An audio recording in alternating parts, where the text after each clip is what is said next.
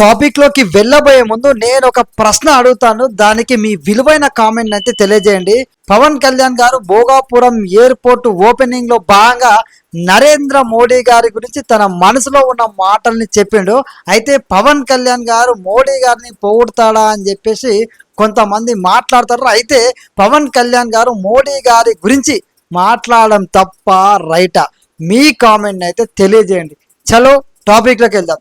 Bhogapuram airport opening లో భాగంగా నరేంద్ర మోడీ గారిని ప్రశంసిస్తూ పవన్ కళ్యాణ్ గారు మాట్లాడిన విషయం ప్రతి ఒక్కరికి తెలిసిందే. కొంతమంది అయితే తెగ ఫీల్ అయిపోతున్నారు, పవన్ కళ్యాణ్ గారిని విమర్శలు చేస్తున్నారు. మోడీ గారి తల్లిని తిట్టినందుకు నేను బాధపడ్డాను, నాకు కన్నీళ్ళు వచ్చినాయని చెప్పి ఆయన మాట్లాడడం అనేది తప్ప. పవన్ కళ్యాణ్ గారు మోడీ గారిని కొట్టే నాయకుడు రాలేడు ప్రస్తుత రాజకీయ పరిస్థితులల్లా అని చెప్పి మాట్లాడడం తప్ప. ఎందుకు తప్ప అవుతుంది? పవన్ కళ్యాణ్ గారు ఎందుకు ఆ విధంగా మాట్లాడింది అనేది కూడా మనం చూడాలి కదా.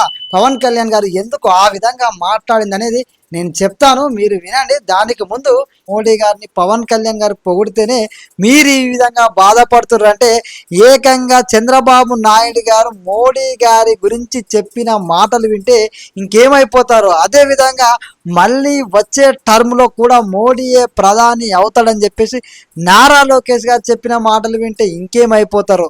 ఒక్కసారి చంద్రబాబు గారు మాట్లాడిన మాటల్ని, అదేవిధంగా నారా లోకేష్ గారు మాట్లాడిన మాటల్ని కూడా విందాము. అవి విన్న తర్వాత మనదైన స్టైల్లోనైతే సమాధానం చెబుదాం. చలో గట్టిగా చెప్పాలి. Modi Modiji Modi Sahab, I am telling you with my heart, hands off to him. All of us has to stand with him. గట్టిగా లేచి నిలబడుకొని సంఘీభావాన్ని తెలియజేయండి.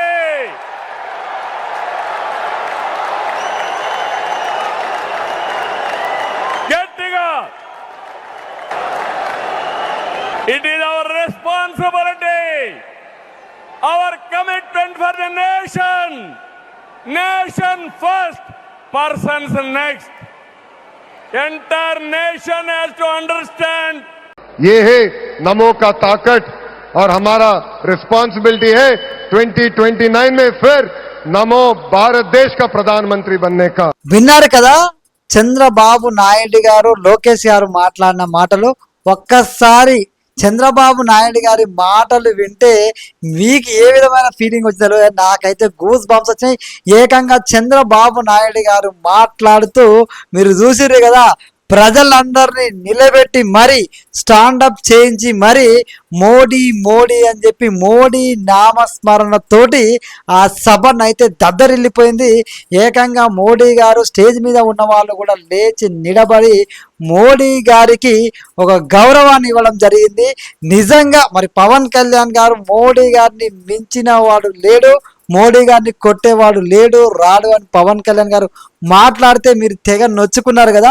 మరి చంద్రబాబు నాయుడు గారు ఏకంగా మోడీ మోడీ అని చెప్పి నామస్మరణ చేయించిండు. సభకు వచ్చినటువంటి ప్రజలందరినీ నిలబెట్టి మరి ఇది మోడీ గారికి మనం ఇవ్వాల్సిన గౌరవం అని చెప్పిండు.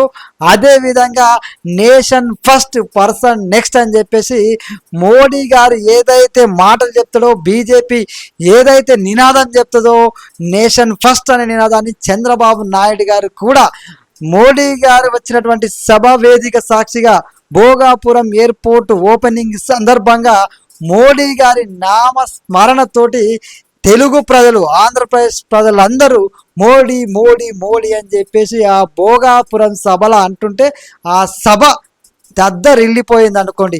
ఇంకా మరి పవన్ కళ్యాణ్ గారిని విమర్శించే వాళ్లకు చంద్రబాబు నాయుడు గారు మాట్లాడిన మాటలు చూస్తే మరి నిద్ర పడుతుందా అని ఒకసారి ఆలోచన చేయాలి. పవన్ కళ్యాణ్ గారు ఒక మాట అన్నాడు అంటే దాని వెనకాల చాలా ఆలోచించి అంటాడు.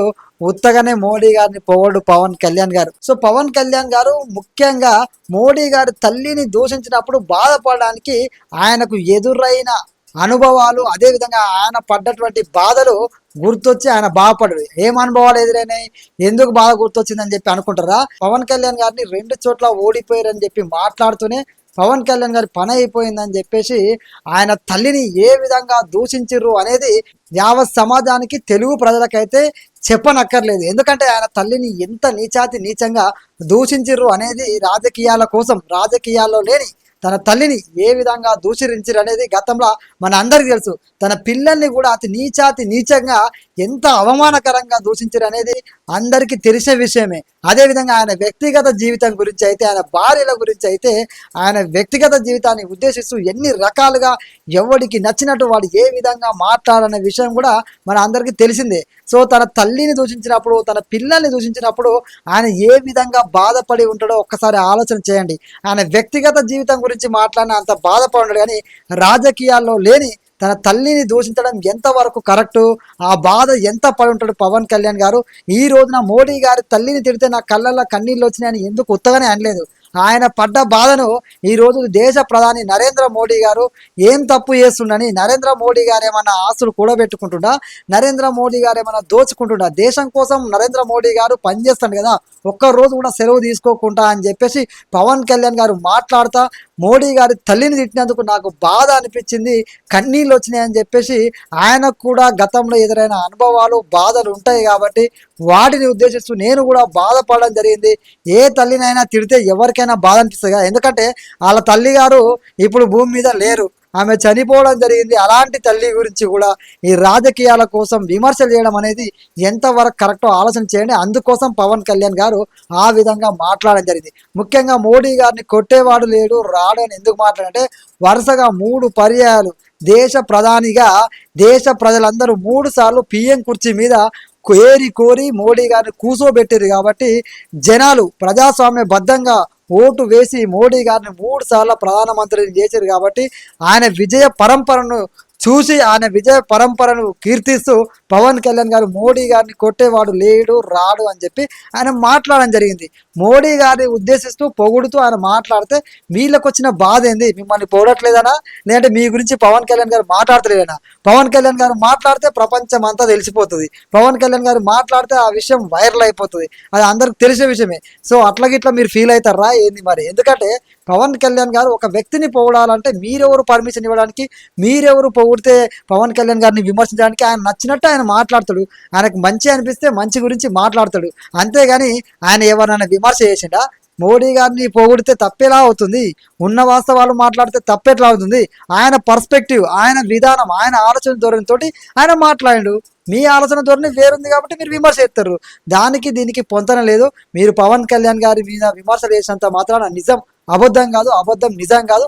పవన్ కళ్యాణ్ గారు ఎందుకు కన్నీళ్లు పెట్టుకున్నంటే, గతంలో ఆయన తల్లిని దూషించినప్పుడు, ఆ కొడుకు పడే బాధ ఆ కొడుకే తెలుస్తుంది.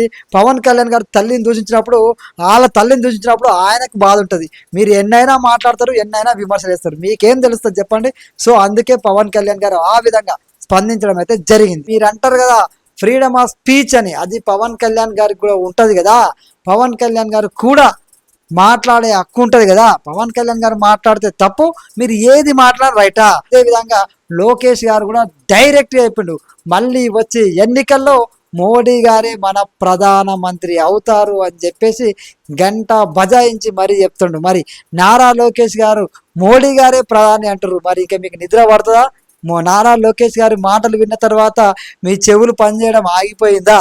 లేదంటే నారా లోకేష్ గారి మాటలు, చంద్రబాబు నాయుడు గారి మాటలు, పవన్ కళ్యాణ్ గారి మాటలు విన్నాక ఆంధ్రప్రదేశ్లో ముఖ్యంగా తెలుగు ప్రజలు మోడీ జయహో అని చెప్పేసి నినాదాలు చేస్తుంటే మీకు నిద్ర పట్టరైతే పట్టదు నాకు తెలిసి అయితే. ఎందుకంటే పవన్ కళ్యాణ్ మాట్లాడితేనే మీరు అసలు నిద్ర పడతలేదు, మీకు విమర్శలు ఎత్తురు. ఇవన్నీ చూసిన తర్వాత ఇంకా మీకు నిద్ర ఏం పడుతుంది?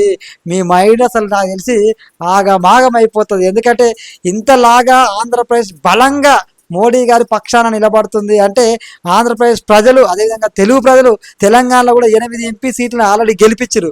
వచ్చే ఎన్నికల్లో కొంపదీసి ఇక్కడ కూడా అధికారంలోకి వస్తే ఇంకా మీ పని అయితే అయిపోయినట్టే. ఎందుకంటే మోడీ గారిని మీరు ఎన్ని విమర్శలు చేసినా, మోడీ గారిని ఎంత తగ్గిద్దామని చూసినా ప్రతిసారి మోడీ గారు శిఖరం లాగా ఆయన పనితోటి సమాధానం చెప్పుకుంటూ పోతాడు.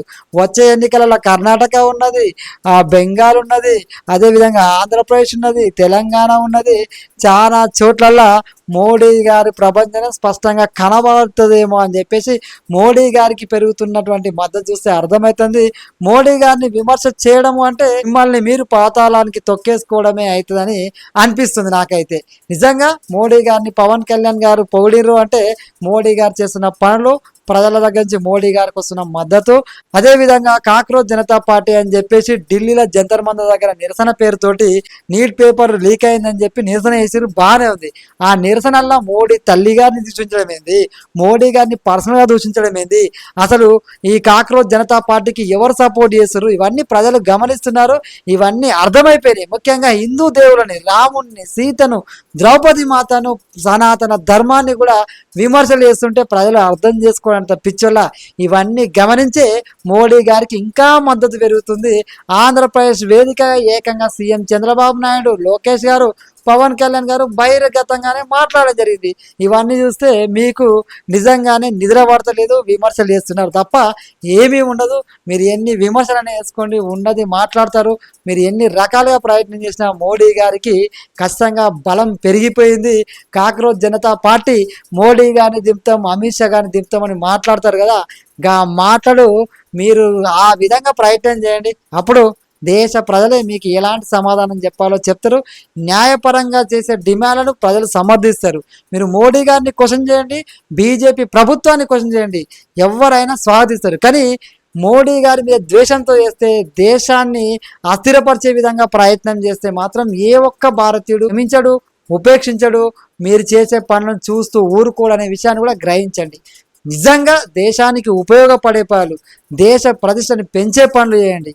అట్లా చేస్తే ఎవరైనా స్వాగతిస్తారు.